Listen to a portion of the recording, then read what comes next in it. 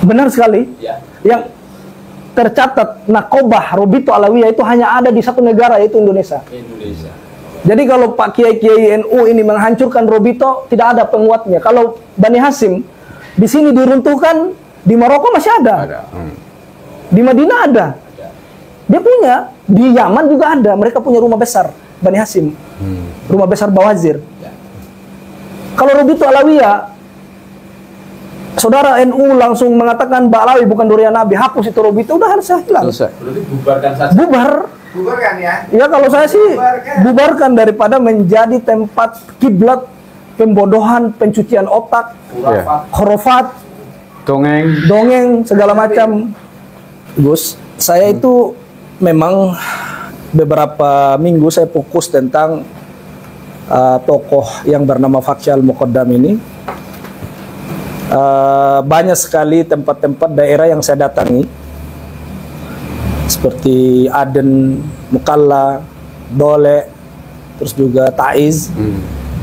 Saya datang-datangi kota Hadramaut ini yang menurut saya adalah kota yang besar. Apalagi Aden sekarang kan jadi ibu kotanya Janub. Kan pecah menjadi dua sekarang, Janub sama Shimal. Utara besar. Karena perang saudara ini yang terjadi di Yaman.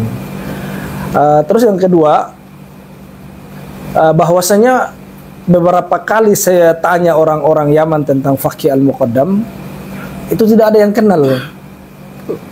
Ya karena sudah banyak ya di lab, di video waktu di TikTok kan saya lab. Saya tanya langsung kepada orang-orang Yaman di daerah-daerah yang besar ya. Yaman Selatan apa Yaman Utara? Yaman Selatan.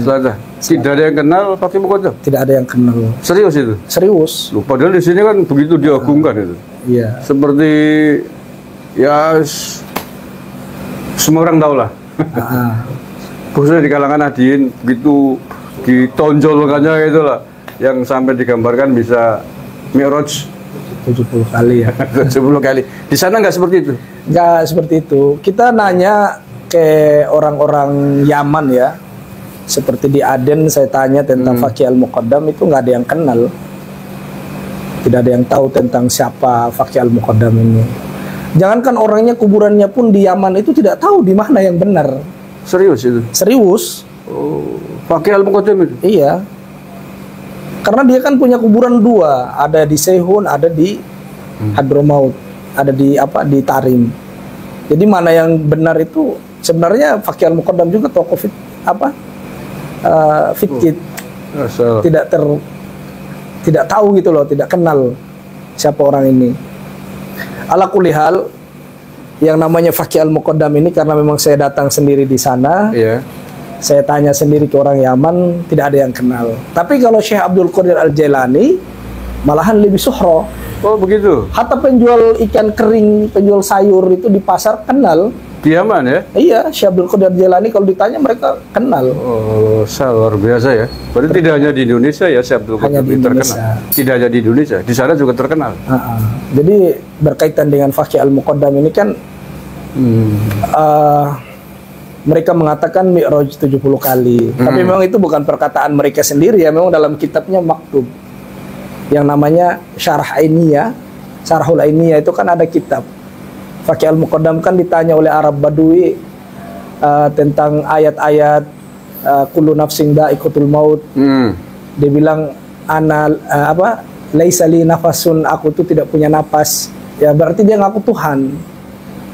Terus juga ditanya lagi kullu syai'in khaliq illa wajhi. Dia mengatakan ana min nuri wajhi. Jadi dia itu ditanya oleh orang Arab Badui, wahai Fakih Al-Muqaddam, bagaimana menurutmu tentang ayat setiap sesuatu pasti binasa kecuali wajahnya Allah Azza wa Jalla atau zatnya Allah itu sendiri. Dia menjawab, saya itu adalah zatnya Allah. Kan ini kufur. Tapi yang saya lebih lucunya lagi, mereka bantah di akhir-akhir ini, mereka mengatakan itu kan perkataannya orang yang fana atau istilahnya majdub, hilang akal lah. Tapi kita ketahui sendiri akidah tasawuf itu, akidah tasawuf ini kita harus garis bawahi. Akidah tasawuf tidak dibenarkan orang yang majdub dijadikan referensi dalam berurusan syariat. Itu yang pertama. Yap. Kenapa saya mengatakan itu? Ulama-ulama tasawuf itu sepakat bahwasanya kenapa orang majdub itu tulisannya tidak usah dipakai, perkataannya juga tidak usah dipakai. Ya. Apa nanti suruh kita lempar diri ke atas gunung, kamu masuk surga kita mau ikut? Kan nggak mungkin. Ya. Makanya kalau saya lihat orang yang mengatakan saya adalah orang tasawuf paling tasawuf, di mana ketasawufan Anda nggak paham terhadap akidah tasawuf yang sebenarnya. Malahan orang majdub yang disepakati oleh orang tasawuf, mereka memakai jadikan dalil. Gitu loh. Ya. Padahal mereka sendiri melanggar dari akidah itu. Oke. Itu yang pertama. Terus yang kedua, mereka juga mengatakan ada yang namanya seperti Syekh Al-Hallaj, Ya. terus Syekh Siti Zainar. Siti Zainar. Kan mereka kan katanya mereka itu juga kan berkaromah, orang yang ini asal bicara apa segala macam, itu beda. Al-Hallaj kita tahu sendiri. Ya. Mereka ditahdir, diperingati. Syekh Siti Zainar juga kan disampaikan kesesatannya, ulama yang sejaman dengan beliau. Disuruh umat jauhi dari pemahamannya, dari akidahnya. Itu menunjukkan bahwasanya ulama yang bersama dengan Syekh Siti Zainar itu sudah mengingatkan dari umat. Pertanyaan saya, kenapa sih Faqih Al-Muqaddam sudah tahu mengatakan saya adalah Tuhan? Kenapa Anda diam diri, malah mengimani? Malah di mimbar-mimbar mereka mengatakan Faqih Al-Muqaddam orang yang besar, orang yang bisa mi'raj 70 kali ketemu dengan Allah. Padahal Hadratus Syekh Kiai Hasyim Asy'ari sendiri mengatakan apa dalam kitabnya beliau itu, siapa yang mengatakan saya mi'raj selain Nabi Muhammad itu bisa kufur, Ya. keluar dari agama. Itu kita, ini bukan hanya perkataan orang majdub, tapi termaktub dalam kitab itu. Di dalam kitab mereka kan tertulis itu, wa fi riwayatihi, dia mi'raj itu ada di dalam riwayatnya itu kan saya pernah baca di kitabnya, wa fi riwayatihi sab'a wa isyrina marrat. Ya. Terus isyrina marrat, sab'a marrat. Dia itu bukan hanya 70 sab'una marrat. Jadi 70 kali dia mi'raj, kadang 25 kali dia mi'raj, di riwayat yang lain 7 kali dia mi'raj. Jadi ini bukan hanya dongeng, tapi memang ada di dalam kitab mereka, dan mereka ajarkan dan mereka juga imani. Iya. Di Yaman diajarkan kayak itu, Tat? Selama ini saya nggak ada. Saya nggak pernah menemukan di Yaman ada seorang habib yang menceramahkan tentang Faqih Al-Muqaddam yang membesar-besarkan namanya. Hatta jangankan itu, Umar bin Hafid sendiri, mohon maaf ya, saya orangnya paling nggak suka panggil habib. Umar bin Hafid sendiri tidak pernah saya dapati satu kaul dia membesarkan Faqih Al-Muqaddam. Kira-kira kenapa itu di sana tidak pernah disebut-sebut di sini? Ya karena orang Yaman paham. Oke. Nanti malah dicatat. Iya dia viral ya? kan, pasti apa ini orang nggak jelas masa bisa mi'raj. Kalau di sana di Yaman beda dengan di Indonesia. Ya, Kalau di Yaman itu sebodoh-bodohnya orang pasti punya hafalan Quran. 5 2 juz, 5 3 juz, dan 5 juz. Yang kami pahami begitu. Oke. Kemudian pertanyaan berikutnya, Bang Nasab. Salah satu klaim mereka mengklaim menjadi zuriyah Nabi Muhammad SAW adalah dari jalur Ahmad bin Isa, Ibu Ubaidillah itu kan. Dan ini sering kita perdebatkan di tanah air. Pahlawi menyebut bahwa Ahmad bin Isa dikuburkan di Yaman. Tapi ahli sejarah, penelusuran sejarah mengatakan bahwa Ahmad bin Isa tidak dikubur di Yaman. Nah, di Bang Nasab yang lama di Yaman tentu lebih faktual, tentu lebih akurat untuk menceritakan itu. Apakah benar Ahmad bin Isa dikubur di Yaman? Tidak benar itu. Tidak benar? Tidak benar. Kenapa saya mengatakan tidak benar? Ahmad bin Isa ini kita sudah cari tahu di mana kuburannya, nggak tahu. Nggak ada? Nggak ada. Mereka mengatakan ada kuburan, tapi kan mereka itu terbantahkan kuburan yang ada di Irak. orang-orang di negara Irak itu sendiri, mereka mengakui Ahmad bin Isa An-Nakibi itu hidup di Irak, meninggal di Irak, dikuburkan di Irak, sampai detik ini kuburannya ada di Irak. Sampai kami beberapa kali bertemu dengan orang-orang dari Irak, orang ulama-ulamanya lah ya. Kami bukan tanya orang awamnya, memang ulamanya. Kita tanya, benar nggak Ahmad bin Isa An-Nakibi dikubur di Yaman? Nggak benar kata mereka. Ulama itu ya yang menyampaikan? Menyampaikan ulama. Okay. Jadi kalau teman-teman misalnya mau umroh apa, coba yang bisa bahasa Arab tanya saja ke orang-orang Irak. Tanya ke orang-orang Irak atau ke syekh-syekhnya, tanya tentang Ahmad bin Isa. Ada yang lebih parah. Saya pernah nanya di satu orang ulama dari Irak. Saya bilang Ahmad bin Isa itu hijrah ke Yaman, meninggal di Yaman. Terus dia jawab, anta fil manam, katanya. Kamu dalam mimpi ya? Ngelindur. Kamu lagi ngelindur gitu loh. Iya. Jadi ala kulli hal tentang Ahmad bin Isa, satu negara Irak lebih jumhur daripada sebuah desa Tarim. Yes. Karena asalnya yang di sana. Semua satu negara meyakini Ahmad bin Isa meninggal di sana, dikuburkan di Irak. Jadi kalau hanya satu desa yang meyakini bahwasanya hanya Tarim tok, yang meyakini bahwasanya Ahmad bin Isa dikubur di Yaman, bagaimana dengan satu negara yang meyakini dia dikubur di Irak? Mana yang lebih menang? Ya, negara atau satu desa? Negara asalnya tentulah. Tentu negara. Sebagaimana misalkan kita meyakini makam Pangeran Diponegoro di Indonesia, tiba-tiba diklaim di Yaman, di sana. Iya. Kan tentu yang lebih satu Indonesia pasti nggak setuju. Ya, Indonesia yang karena lebih memang dia hidup di sini, meninggal di sini. Oke, paham. Kan gitu loh. Itu permisalan biar dipahami oleh teman-teman semuanya. Oke. Kemudian ini Bang Nasab, Ahmad bin Isa kan gelarnya An-Nakib di Irak ya. Sementara mereka menyebut Al-Muhajir. Pahlawi ini ya, menyebut Ahmad bin Isa Al-Muhajir. Sejak kapan itu mereka nyebut itu? Itu kan di abad ke-10 kalau nggak salah. Abad ke-10? Abad ke-10, 9 disebut, itu pun kan Ali As-Sakron. Ya, Ali As-Sakron Ba'alawi yang mengatakan Ahmad bin Isa Al-Muhajir. Padahal lakop ini adanya dari abad ke abad, tidak pernah ada lakop yang bernama Ahmad bin Isa Al-Muhajir. Seperti dalam kitab-kitab abad ke-5, ke-6 itu bukan Al-Muhajir. Kalau bukan An-Nakibi, Al-Abad, terus yang ketiga itu An-Nafat. Itu yang ada di dalam kitab nasab tentang Ahmad bin Isa. Berarti yang menggelari Al-Muhajir ya mereka sendiri. Pahlawi sendiri ya? Mereka sendiri yang menggelari Al-Muhajir. Sebagai pembenaran bahwa Ahmad bin Isa hijrah ke Yaman begitu ya? Gitu loh. Terus otoritas Yaman mengakui nggak itu? Tidak mengakui. Tidak mengakui ya? Tidak mengakui. Tidak mengakui. Dan tidak ada yang kenal, yang tahu juga nggak ada tentang Ahmad bin Isa ada di Yaman. Tapi kok pede banget ya mereka? Ya begitulah. Soalnya gini loh. Dulu ada nakoba di Yaman itu ada cuma 2 nakoba. Ada Bani Hashim dan Al-Hasani. Ba'alawi, sebagian Ba'alawi itu masuk ke nakobah Bani Hashim. Itu ahli tarikh.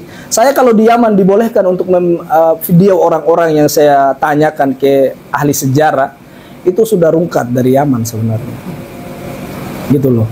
Jadi kita tanya tentang ahli sejarah tentang bahwasanya Ba'alawi ini dulu memang mereka ngakunya Bani Hashim. Tapi kan orang-orang Bawazir ini tidak setuju karena tidak musajar ke Bawazir mereka. Tidak tahu akar pohonnya, cabang pohon dari mana, gitu loh. Makanya di tahun apa itu saya lupa, mereka itu keluar dari Bawazir, jadilah Alawiyah. Atau di sana pun nggak ada nakobanya. Nggak ada nakobanya.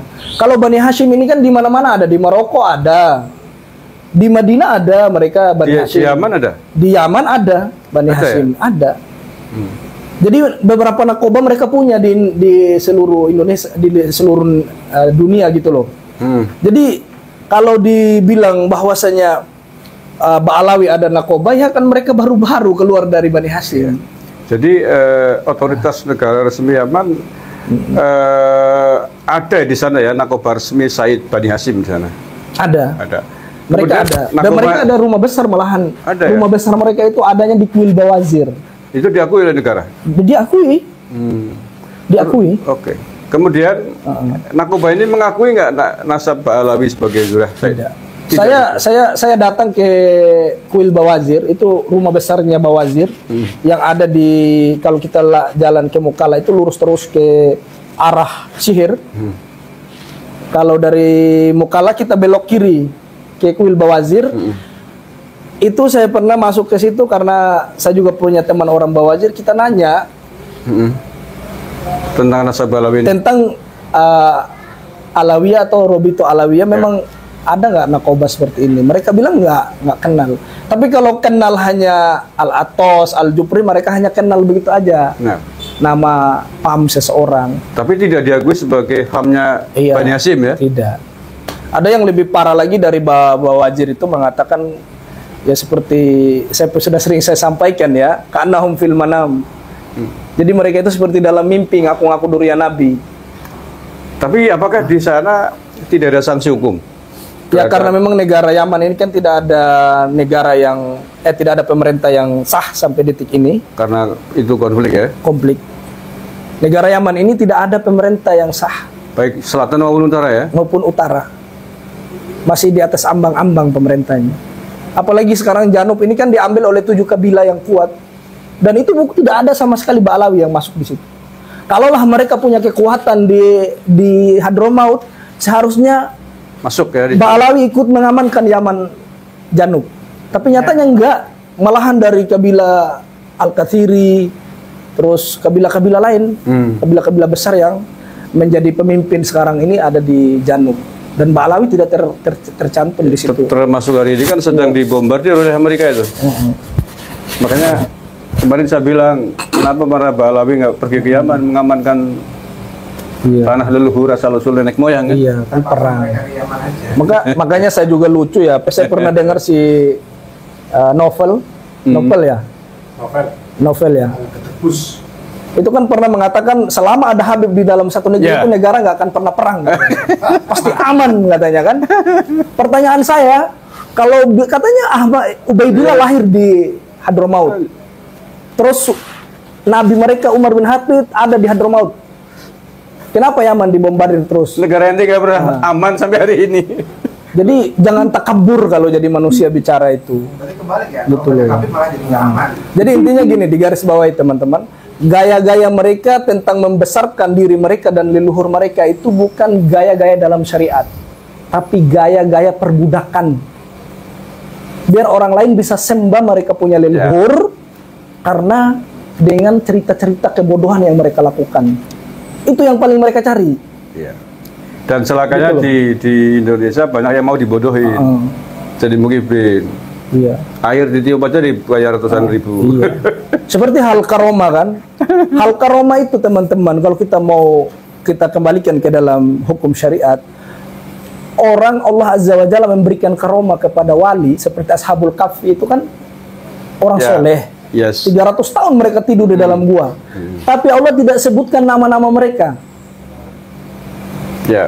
Karena memang karomah itu datangnya dari Allah Azza wa Jalla mutlak untuk hambanya yang bertauhid dan orang soleh.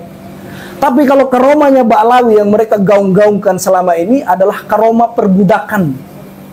Mereka sebutin leluhur mereka, kakek mereka, eyang mereka, begini dan begini.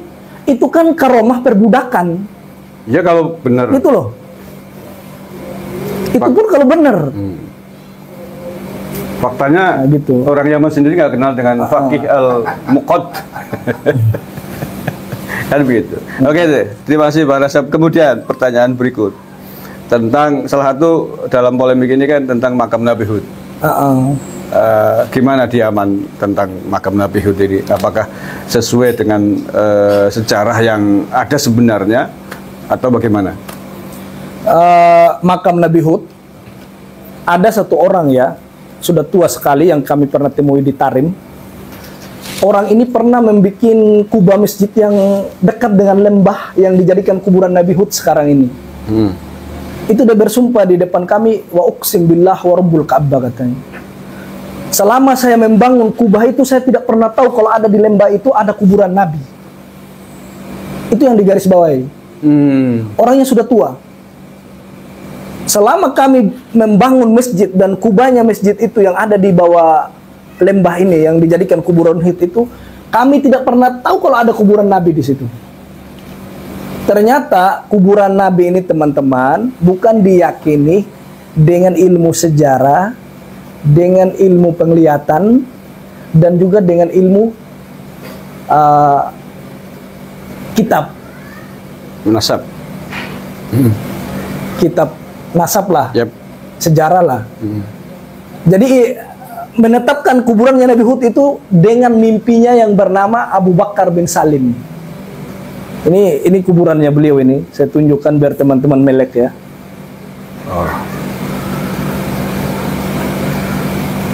Ini saya datang di Tarim, saya tunjukkan ke teman-teman lab. Ini. Oke. Nanti dikirim ya. Boleh. Ini kuburannya mereka sangat fenomena, yang sangat terkenal. Ini tidak ada sama sekali tertulis Syed atau Habib atau Al-Habib. Langsung Syekh Abu Bakar bin Salim. Karena di Yaman itu menulis suatu kuburan Syekh atau Al-Habib, itu aib. Aib. Hatta Bawazir yang jelas nakobanya adalah Bani Hashim, keturunannya Abbas radhiyallahu anhu, mereka meninggal nggak dipanggil Syed kok. Kuburannya nggak ditulis Syed. Aib di sana apa ya? Cuma di Indonesia ini saya lucu. Kuburan asli palsunya semua Al-Habib. Al-Habib. Itu kenapa di sana dianggap aib? Karena kan memalukan. Mereka kan sejak kapan ngaku durian Nabi? Oke. Sejak kapan? Artinya kalau mereka pakai gelar Habib di sana, orang sana udah tahu semua gitu ya. Makanya orang sendiri. Yaman, saya wawancari orang Yaman itu, mereka itu bukan orang benar, itu mereka orang Syiah. Mereka itu keturunan Fatimiyah yang pernah hancur, dihancurkan oleh siapa dulu? Abdul Qadir. Berkuasanya Utsmaniyah itu, setelah Utsmaniyah. Ya dinasti Fatimah itu. Dinasti Fatimah yang ngaku-ngaku durian Nabi itu. Terbawalah sampai di Yaman. Gitu loh. Di Yaman sendiri ngaku Habib malah malu. Malu. Karena tahu boroknya mereka. Iya. Indonesia kalau disembah-sembah, dicium kakinya, lengop. Makanya ini teman-teman, seperti contohnya ini ya. Contohnya di kuburan ini, di Jambal ini. Ini kan saya datangi di kuburan leluhur mereka. Ini semua kuburan, ini saya baca tulisan nggak ada Al-Habib atau Syed. Yang begini banyak kuburan. Dan yang lebih lucunya lagi, kalau nggak ada orang Indonesia dengan orang Malaysia atau negara-negara lain, sepi aja kuburannya. Makanya kalau ada orang-orang yang datang umroh itu ya, lewat Tarim, yang perempuan campur dengan laki-laki apa itu, orang Yaman itu kadang bilang begini sama kita, malakum ya akhi, katanya. Ada apa dengan, malah ada Indonesia. Ada apa sih dengan orang Indonesia ini, katanya. Jadi kita dilihat itu kayak orang yang aneh, yang lucu gitu loh. Kita datang jauh-jauh dari Indonesia berziarah ke leluhur mereka, ke kuburan sana, itu orang Yaman sendiri tuh, ada apa sih dengan kalian ini gitu loh. Jadi itu sebenarnya saya malu kan, karena dengar sendiri omongan mereka gitu. Heran gitu ya? Heran. Kata mereka yang lebih utama itu kakek kalian, orang tua kalian, ibu kalian, nenek kalian, ziarahi. Ngapain ke sini gitu loh. Apalagi makam-makam itu makam palsu kan? Iya. Yang tidak apalagi jelas. belum jelas apa mereka durian Nabi apa enggak. Itu kan, jadi saya garis bawahi di sini, teman-teman yang di Nusantara, cobalah terbuka otak-otak kalian, pikirannya itu apalagi percuma sekolah, jadi pelajar, punya kecerdasan. Orang-orang Nusantara tuh orang cerdas. Masa kita nggak gunakan kecerdasan malah datang ke sana di tempat orang? Atau jangan-jangan mungkin ada unsur sihir? Wallahu a'lam bishawab. Orang-orang Indonesia disihir oleh beli sekang berkayangan Yaman mungkin. Iya. Ada yang lebih parah lagi tuh teman-teman. Mereka itu menganggap sekarang di kuburan Jambal itu menuju ke Ahmad Al-Haddad itu di jalan itu seperti jalan-jalan menuju surga. Usuh. Nah, makanya si Syekh ini Habib Syekh, nama aslinya siapa sih? Saya paling nggak suka panggil mereka Habib itu. Dul Qadir. Hah? Dul Qadir. Dul Qadir ya. Dul Qadir As-Segaf itu kan ngomong. Dia ajari jemaahnya di dalam kuburan situ. Kalau habis dari sini kita menuju ke jalan menuju kuburannya Ahmad Al-Haddad itu seperti menuju ke jalan-jalan surga. Kan ngaco yang begini nih. Gitu loh. Surga nembak.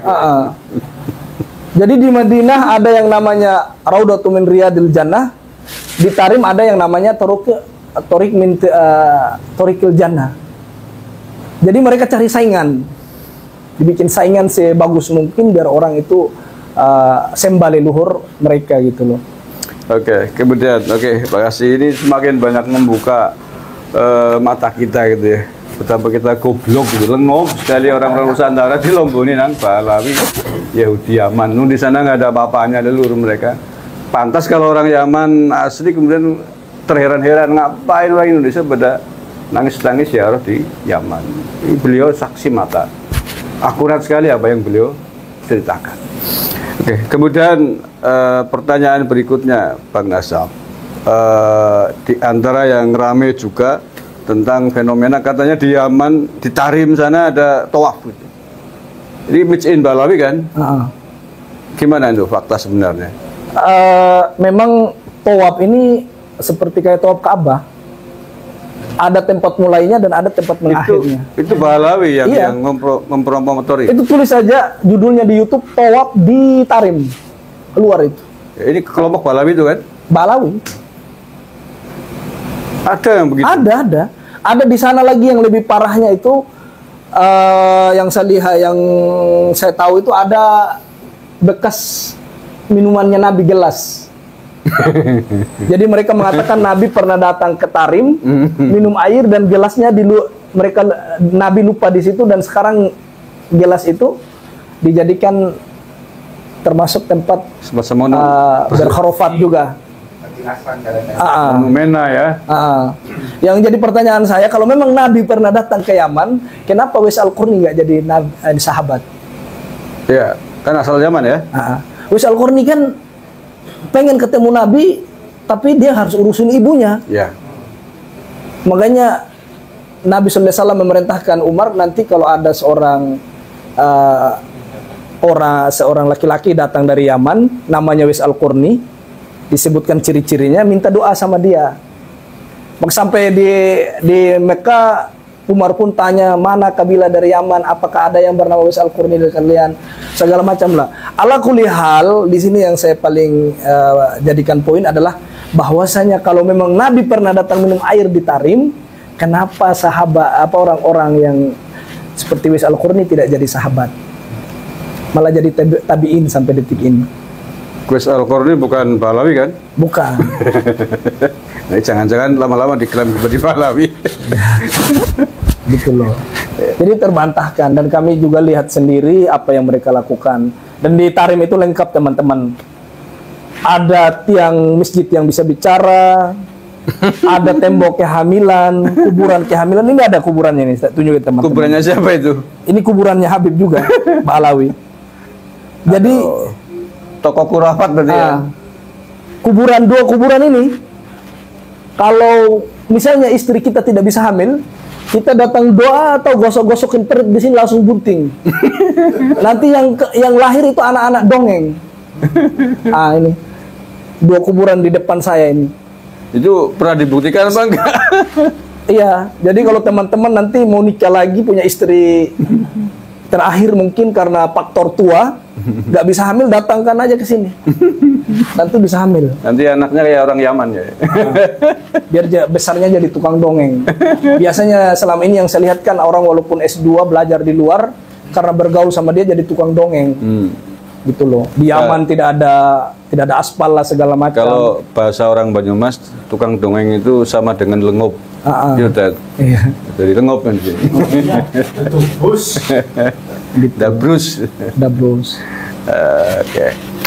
Allah ya karim. Secara Bang Nasab kan akademisi, alumni perguruan tinggi di Yaman. Kalau dari sisi atau aspek sejarah resmi lah ya, faktual berdasarkan literasi yang ada, apa ada nggak sih, ada jejak sejarah nggak sih bahwa Nabi pernah ke Yaman? Ditemukan? Tidak pernah. Tidak ada. Tidak pernah. Kita tidak mau membahas ini ya tentang Nabi pernah ke Yaman apa enggak, karena sudah jelas di dalam hadis, di dalam sirah, kan di dalam sirah Nabawiyah itu kan tertulis Nabi pernah kemana, dia pernah ke Taif, pernah ke sini, kan tertulis semua. Apa iya ulama-ulama sirah berdusta semua? Ya. Masa karena ada satu Ba'alawi, sekelompok si cucu Yuyu yang ngaku durian Nabi mengatakan pernah hijrah ke Yaman. Kan ngaco ini yang begini. Oke, Dan. Kemudian masih ada pertanyaan lagi, nggak bosan kan? Nggak apa-apa. Mumpung ada Bang Nasab di sini yang tahu persis saksi sejarah Yaman ya, walaupun bukan orang Yaman tapi setidaknya kan pernah lama di sana. Salah satu keturunan imigran Yaman yang ada di Indonesia. Ya. Keturunan imigran Yaman yang di Indonesia hari ini kan bukan hanya dari klan Pahlawi, ada juga dari kelompok Arab yang lain. Yang populer adalah Al-Irsyad. Ini kan sama-sama keturunan imigran dari Yaman. Menurut Bang Nasab nih, apa sih bedanya Al-Irsyad dengan Pahlawi di Indonesia yang sama-sama keturunan imigran dari Yaman? Jadi begini ya, ini pertanyaan yang penting menurut saya juga, biar teman-teman di Al-Irsyad bisa buka mata, biar bisa mereka mendengarkan. Al-Irsyad ini memang banyak sekali keturunan Yaman yang dari kalangan masyayikh. Mereka seperti Ba Mu'alim, Ba Fadol, Yes. Al-Kathiri, terus Ba Salama, terus lagi Ba Abdu. Pas Udan masuk nggak itu? Jadi Al-Irsyad dengan Ba Alawi ada perbedaannya apa? Saya katakan berbeda. Kenapa saya mengatakan berbeda? Orang Al-Irsyad, orang masyayikh dari Al-Irsyad ini adalah keturunan Yaman asli, Muwatton. Al-Irsyad itu? Mereka Muwatton asli di Yaman. Keturunan bangsa Yaman asli ya? Oke. Di dalam itu kan ada yang namanya Muwatton, ada yang namanya Pendatang. iya, pendatang. Kalau di Sama sini juga di Indonesia ada pribumi. WNI, ada WNA kan? Ya. Begitu. Pribumi sama bukan? Bukan, antara pribumi atau bukan pribumi. Iya. Itu bukan aib, itu sudah biasa. Yes. Di negeri Yaman, di negeri Arab pun ada Muwatton, ada pendatang. Jadi kalau kita mengatakan kalian pendatang harus diakui, memang kalian pendatang gitu loh. Kok. Cuma perbedaannya Al-Irsyad dengan Ba Alawi, kalau Al-Irsyad Muwattonnya Yaman. Oke. Kalau Ba Alawi ini di Yaman pun mereka orang pendatang yang dari Irak. Ada yang dari Iran, dari Irak. Mereka pendatang di Yaman. Makanya dengan kabilah Al-Kathiri itu mengatakan, mana uslub kalian, dari mana kalian asli? Mereka nggak berani, uslub kami asli Yaman. Orang Ba Alawi tidak akan pernah berani mengatakan asli nenek moyang kami dari Yaman. Di sana ya? Iya. Hatta di Indonesia, saya beberapa bertemu dengan Al-Irsyad, ngomong memang kalian asli Yaman. Tapi di sini kan sering ngomong. Jadi di sini yang kita bisa garis bawahi teman-teman, Yaman itu tidak ada sangkut pautnya sama sekali dengan Ba Alawi. Ba Alawi sendiri di Yaman itu pendatang. Gitu loh. Itu imigran juga di sana ya? Imigran juga. Jadi ini penyampaian pribadi dari saya. Coba kita lebih legowo, kalau misalnya ada orang Yaman yang salah, jangan sampai, atau Ba Alawi yang salah, jangan sampai kita menghukumi orang Yaman secara umum ya? Secara umum. Oke. Dimanapun Yaman itu teman-teman adalah negara yang Nabi SAW puji. Di sana juga tempatnya sahabat kepercayaannya Nabi, seperti Udzaifah ibnul Yaman, Mu'ad ibnul Jabal. Itu orang-orang terbaiknya Nabi, Ahlus Sir. Jadi kita lebih terbuka bahwasanya Ba'alawi dengan Al-Irsyad itu adalah makhluk. Al-Irsyad ini, pokoknya Al-Irsyad ini tidak ada kaitan dengan Ba'alawi. Justru yang original malah Al-Irsyad itu. Al-Irsyad original. Original bangsa Yaman. Gitu loh. Makanya saya sampaikan kepada teman-teman Al-Irsyad, sebelum ke depan ini menjadi sasaran, karena memang kita akui orang Nusantara ini sudah terlalu sabar dari kelakuannya klan Ba'alawi. Coba buka yang sebenarnya, sampaikan kepada orang Nusantara bahwasanya Ba'alawi ini adalah orang yang memang sangat kacau gitu loh. Problematik. Tidak hanya di Indonesia ternyata ya. Agar kedepannya anak cucu teman-teman dari Yaman tidak jadi olok-olokan, tidak jadi kena imbas. Ya. Coba teman-teman dari Al-Irsyad angkat suara, tolong disampaikan bahwasanya Yaman tidak ada sangkut pautnya. Kenapa saya ini kokoh bahwasanya saya membela terhadap Yaman? Yaman itu ada keutamaan di depan Nabi sallallahu alaihi wasallam. Gitu. Ada sahabat dari sana, ada orang-orang soleh seperti Wais Al-Qurni yang kita ceritakan. Itu. Terus juga banyak sekali teman-teman yang lulusan Yaman yang belajar di sana. Seperti itu. Orang Yaman itu memang mereka itu karena efek peperangan semua ekonomi menghancur. Tapi mereka bukan orang pengemis seperti Ba'alawi. Wallahi saya saksikan sendiri orang Yaman. Walaupun mereka cari makan untuk hari ini, tidak menjadikan kemiskinan mereka untuk minta-minta sama orang. Untuk dawir ya? Iya, untuk dawir atau memotong kompas mencari rezeki itu nggak pernah mereka lakukan. Apalagi ngaku susu Nabi ya? Nggak pernah. Mereka tetap cari uang yang halal untuk mereka makan hari ini. Tetap mereka bersabar dengan peperangan yang ada sekarang ini yang kita lihat. Itu orang Yaman. Asli ya. Jadi kalau dikatakan Yaman, saya memang sedih. Setelah saya tinggalkan Yaman itu di sepanjang jalan saya di Mekah, pas di Mekah itu nangis. Karena termasuk negara yang mengajarkan saya untuk menjadi manusia yang lebih bersyukur itu adalah Yaman. Oke, dan berarti saya sepakat dengan masukan Bang Nasab ini. Semestinya orang-orang Al-Irsyad yang tadi dikatakan sebagai orisinil bangsa Yaman yang mestinya harus speak up agar tidak kena imbas. Sekarang orang kan taunya bahwa ini adalah orang keturunan imigran Yaman di Indonesia kan kurang ajar semua. Ini ada satu kisah Gus, saya sebutkan tentang antara Ba'alawi dan Al-Irsyad. Ya. Dulu itu Al-Irsyad pernah bergabung dengan Ba'alawi, satu bendera. Sebelum NU juga diciptakan. Kan Ba'alawi kan organisasi pertama. Kita akui itu. Al-Irsyad dengan Ba'alawi pecahnya itu di Bondowoso. Saya tahu persis. Atau di Pasuruan atau di Bondowoso, wallahu alam. Ala kulli hal, saya pernah baca sejarahnya di dalam kitab tentang antara Ba'alawi dan Al-Irsyad. Saya lupa nama judulnya itu. Orang-orang Al-Irsyad atau yang dibilang muwatonnya Yaman yang datang ke Indonesia, itu mereka ikut Sumpah Pemuda, ikut dalam bagaimana memajukan Indonesia. Ketika diminta untuk bersama-sama dari Ba'alawi, kata orang Ba'alawi apa? Kayak orang Irsyad, kasta kita lebih tinggi. Dengan klaim Zuriyah Nabi kan? Jadi Al-Irsyad itu pecahnya gara-gara masalah dulu di musola itu. Musola di Bondowoso itu, Al-Irsyad itu pernah mau diserang oleh Ba'alawi. Ini saya nggak akan cerita framing atau ngawur. Itu ada di dalam kitab tertulis berdarah dingin di Bondowoso. Dulu itu Ba'alawi pernah mau menyerang Al-Irsyad di dalam masjidnya karena orang-orang Al-Irsyad. Terus ada satu komando di dalam masjid itu mengatakan nanti merayap semua ke tembok. Kan orang Ba'alawi dulu kan pakai obor. Itu dalam kitab itu menceritakan pakai obor di dalam masjid itu, belum ada listrik lah ya.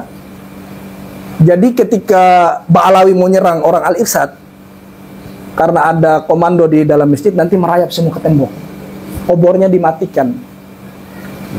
Makanya ketika mereka masuk di dalam masjid, mereka itu saling berhantam dengan Ba'alawi sendiri, dengan teman sendiri. Jadi orang Al-Irsyad selamat. Itu pada saat eranya Syekh Katim bukan ya? Iya.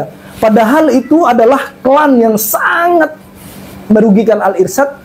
Tapi kenapa Al-Irsyad sampai detik ini berdiam diri, Betul. tidak mau mengangkat suara, padahal masalah ini sudah sangat merugikan Yaman secara umum. Betul.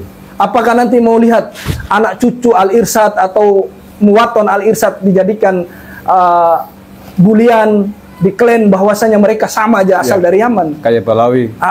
Makanya saya minta tolong buka suara, sampaikan ke umat bahwasanya Sebelum terlambat. muwaton Al-Irsyad itu muwaton asli orang Yaman. Al-Irsyad tidak seperti Ba'alawi. Mereka luar biasa orang Al-Irsyad yang saya dapat selama ini. Mereka pekerja, pengajar, punya toko, tidak dawer sana sini. Yang saya dapati seperti itu. Jadi kalau teman-teman menghina, tolong hindari, jangan sampai bilang Yaman jahanam lah, atau Yaman tukang dawer lah. Fokus saja ke klan Ba'alawi.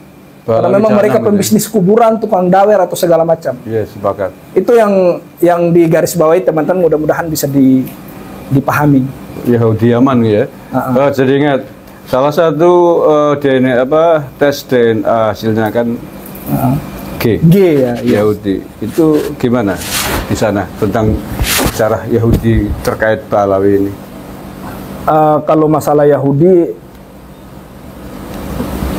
memang karena saya nggak punya ilmunya ya Gus ya. Oke. Memang secara yang saya lihat dari teman-teman sekarang ini yang menulis kitab seperti Kiai Jafar yang di Batu Ampar, mereka menemukan penemuan itu bahwasanya mereka keturunan Yahudi. Ya, kalau ada kitab, ada hujahnya, kita harus akui. Ya, kalau di genetika kan ada catatannya, hasil tes DNA nya memang G, haplogrup. Yang tidak lain adalah haplogrup bangsa Yahudi. Oke, kalau itu saya kira udah banyak yang mengatakan ya. Terakhir ini, sebelum itu teman-teman juga mungkin ada pertanyaan tentang komunis. Tadi belum diceritain. Bahwa fakta kan Yaman pernah menjadi negara komunis terbesar di dataran Arab adalah Yaman. Dan fakta di Indonesia pernah ada partai komunis yang notabene juga dikomandoi oleh orang keturunan Ba'alawi Yaman. Memang komunis ini teman-teman, saya itu mudah-mudahan Allah Azza wa Jalla mengampuni dosa-dosa saya atau salah bicara saya. Ala kulli hal, memang beberapa ahli sejarah tentang komunis saya pernah tanyakan, dan mereka punya kitab yang namanya At-Tarikh Hadromiyah.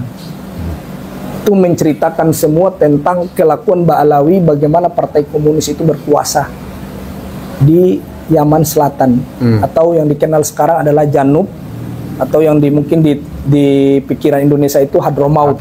Tarim. Itu dulu memang komunis itu pemimpinnya memang dari klan Ba'alawi. Itu presiden komunisnya namanya Ali Salim Al-Baido, wakil presidennya namanya Al-Jufri, wakil pemimpin partainya namanya Al-Attos. Ba'alawi semua ya? Itu nggak cerita bohong, memang terjadi.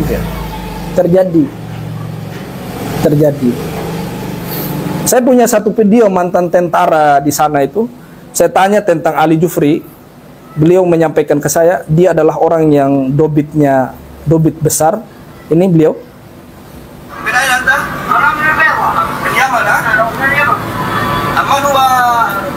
Ali Jufri.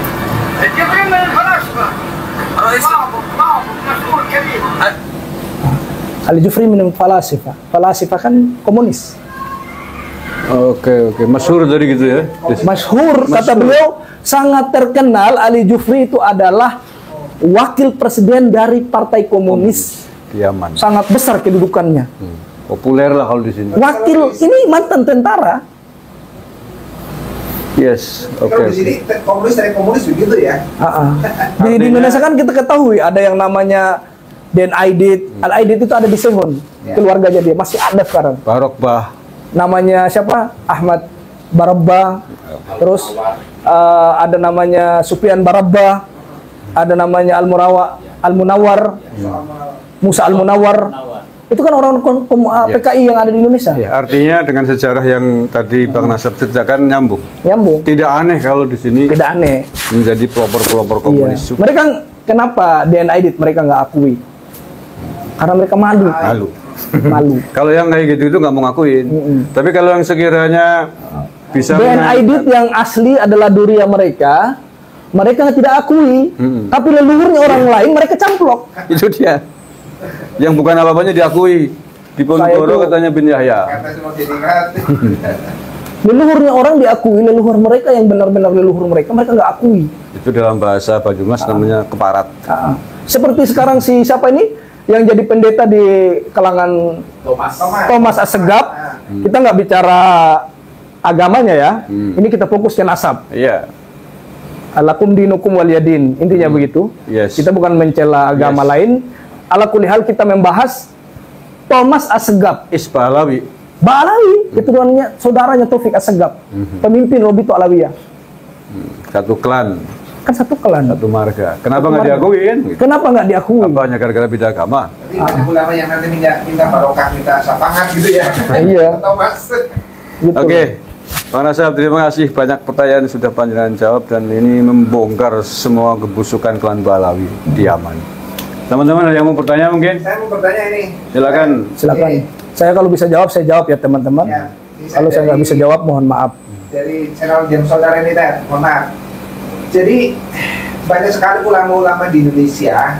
Ada yang namanya Bang Somad, ada yang namanya Mas Yahya, begitu yang ya kalau itu tuh mereka sering menjadi salah senyek dari para Bali.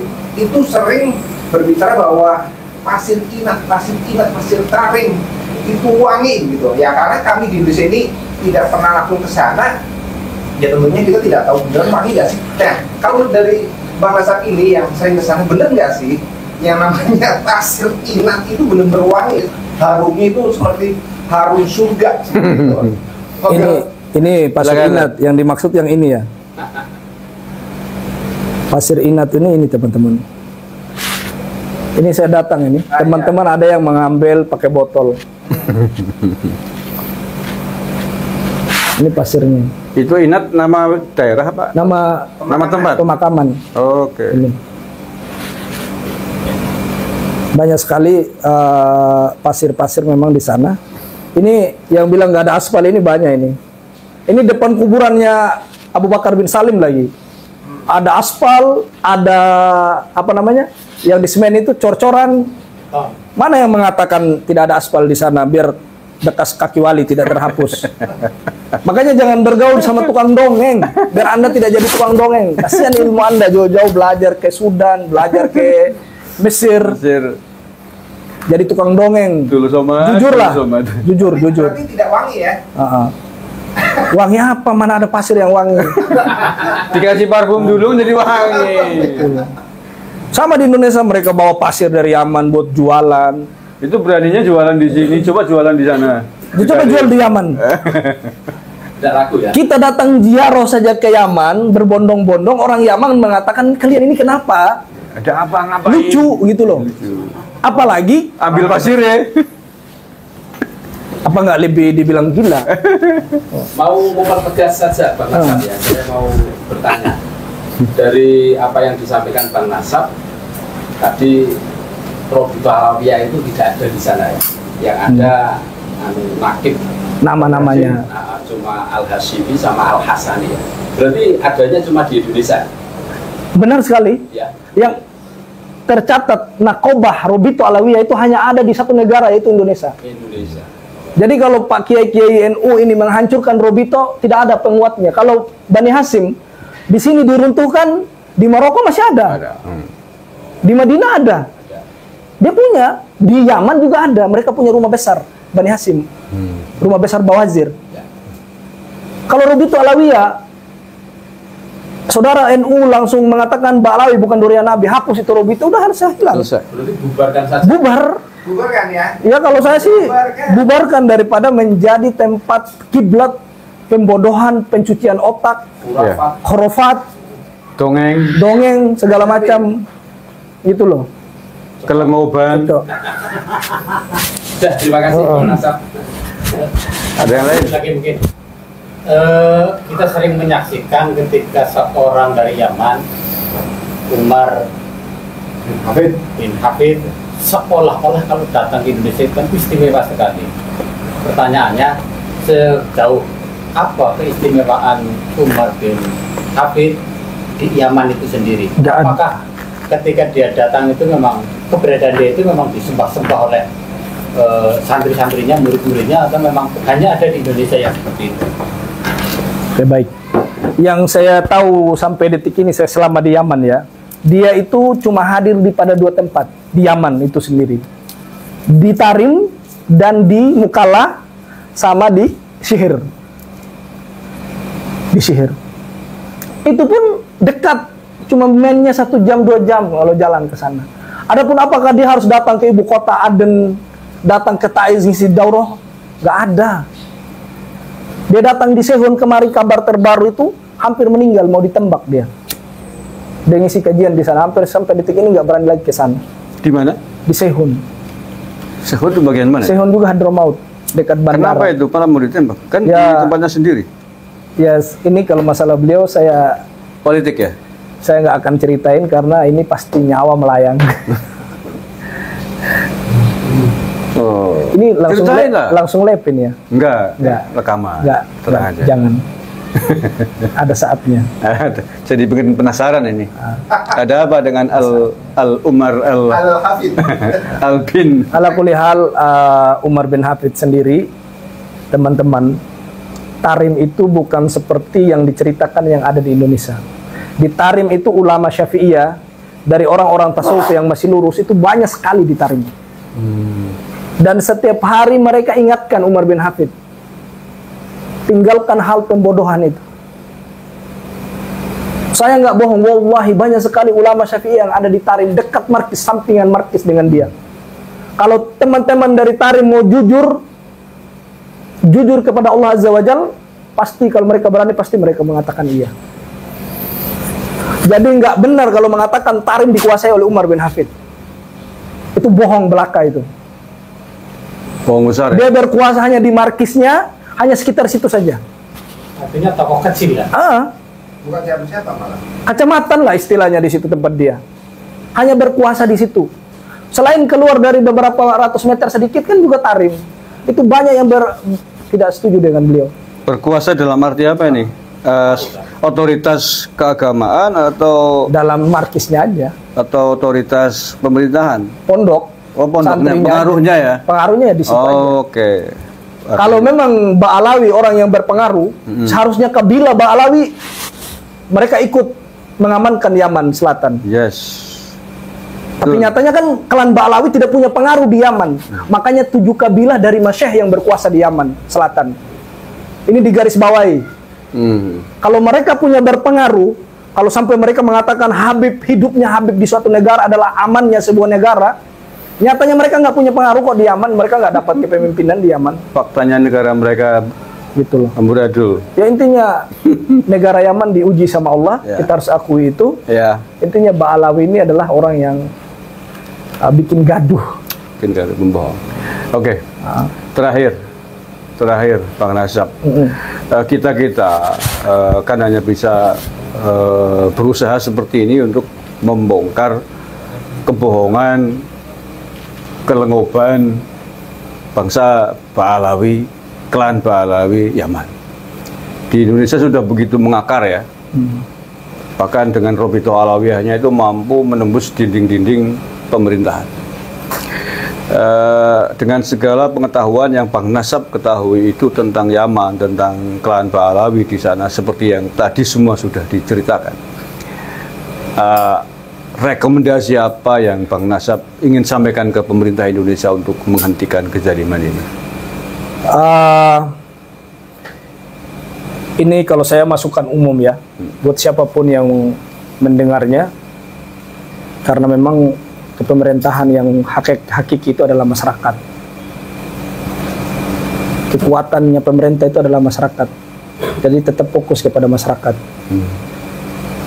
Dan juga untuk yang dikasih amanah, cobalah jangan sampai Ba'alawi ini seakan-akan orang-orang yang punya kepentingan di negeri ini.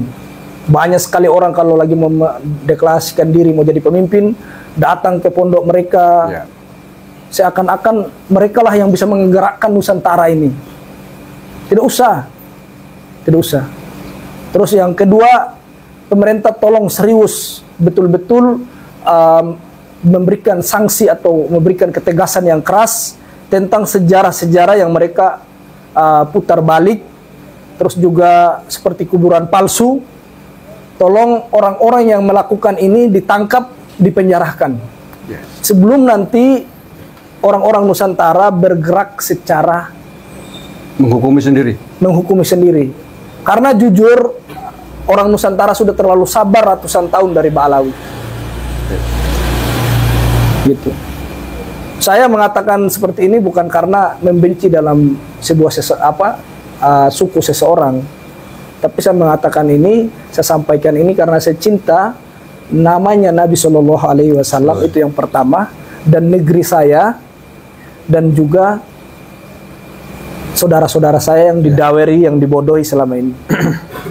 Nah, terus terakhir yang saya katakan kepada pemerintah, kalau Habib demo-demo lagi bilang berangkatkan orang ke Palestina perang, suruh kumpulin semua Ba'alawi yang berapa juta di Indonesia, suruh perang semua, ikut.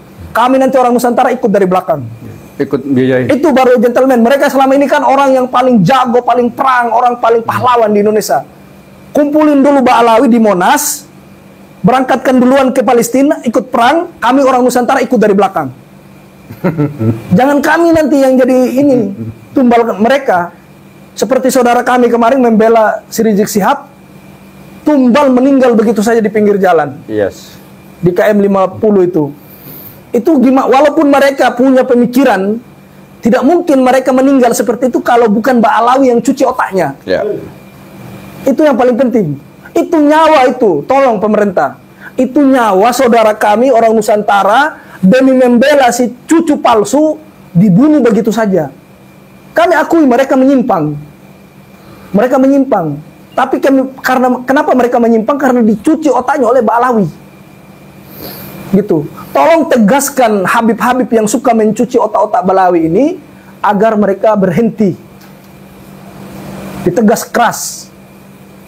Apakah nanti kami harus menonton lagi teman-teman kami mati terus saling hantam-menghantam, meninggal gara-gara membela cucu-cucu palsu ini? Kami nggak mau itu. Gitu loh. Jadi tolong yang berwenang tegas, jangan sampai adanya Habib-Habib yang ekstrim, yang agresif di negeri ini. Kalau bisa dipenjarakan saja atau terserahlah mau diapain, jangan bikin gaduh lah. Kami tidak pernah mendapati, ya saya pribadi ini teman-teman, saya tidak pernah mendapati kiai dari Muhammadiyah atau kiai dari NU yang kumpulkan orang di Monas untuk demo pemerintah. Saya tidak pernah dapati. Demo apa saja yang ada di negeri ini yang dilakukan adalah Ba'alawi dari Rizik Syihab dan teman-temannya.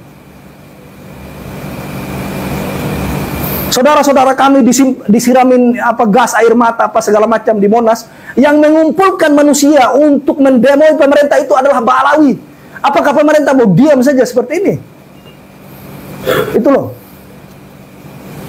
Mana tunjukkan saya dari Kiai NU dari Jawa Timur, mau dari Barat, dari ada yang mengumpulkan masyarakat. Ayo demo pemerintah karena sudah zalim. Atau dari organisasi Muhammadiyah mengumpulkan organisasinya untuk demo pemerintah. Gak ada. Kalaupun ada ya kecil karena korban doktrin. Ya korban.